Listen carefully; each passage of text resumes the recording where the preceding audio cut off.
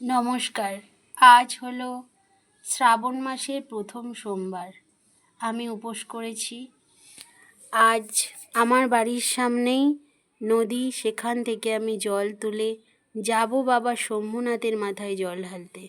আমাদের এখানে বহু পুরানো মন্দির, সেখানে আমি জল ঢালতে এসেছি। এসে জল ঢেলে পুষ্পাঞ্জলি দিয়ে তারপর আমি বাড়ি যাব। আমি তো বাবার দর্শন নিলাম, তোমরাও দর্শন নাও, আমার খুব ভালো লাগবে তাতে।